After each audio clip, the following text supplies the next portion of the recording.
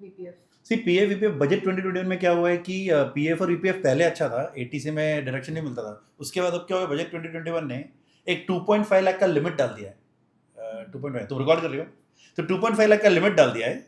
And उसमें चक्कर हो गया कि अब है ना, जिसकी इनकम ज़्यादा है, जैसे 20 लाख के ऊपर है, 25 लाख के ऊपर है, तो उसका पीएफ डिडक्शन ही 2.5 लाख पार कर जाता है। अब उसके ऊपर 2.5 लाख के ऊपर टैक्सेबल हो गया है।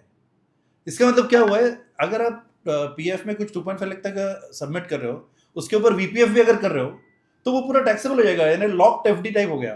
तो क्या मतलब रहा, तो वीपीएफ अगर जो कर रहे हैं, तो मेरा क्लाइंट से कहने का मतलब है कि अब इस सिनेरियो में 2021 के बाद वीपीएफ करना फायदा नहीं है। जिसकी इनकम ज़्यादा है, 20, 25, 30, 35, 1 करोड़ वालों को वीपीएफ करना ही नहीं चाहिए। क्योंकि दो प्रॉब्लम है उसमें, एक तो 5 साल के लिए वो लॉक इन भी हो रहा है, और दूसरा वो टैक्सेबल हो रहा है। तो जैसे टैक्सेबल एफडी जैसा हो गया। उससे बेटर ऑप्शन क्या है कि जैसे अगर आप डेट इंस्ट्रूमेंट से ढूंढ रहे हो, तो डेट फंड्स में करो, या अगर आपको एकदम ही मतलब एफडी करना है तो एफडी कर लो, क्योंकि लिक्विड तो है कम से कम, तो डेट फंड्स करो। और सबसे अच्छा है, अगर लॉन्ग टर्म वेल्थ क्रिएशन कर रहे हो, तो इन्फ्लेशन बीट करने के लिए तो जैसा हम सब लोग कहते ही हैं कि इक्विटी फंड से हाइब्रिड करो। तो डेफिनेटली अब VPF is not good for anyone who's earning upwards of 25 lakhs, 30 lakhs, 40 lakhs of income, because it is taxable. तो अपन को, so we need to record this and showcase to the public.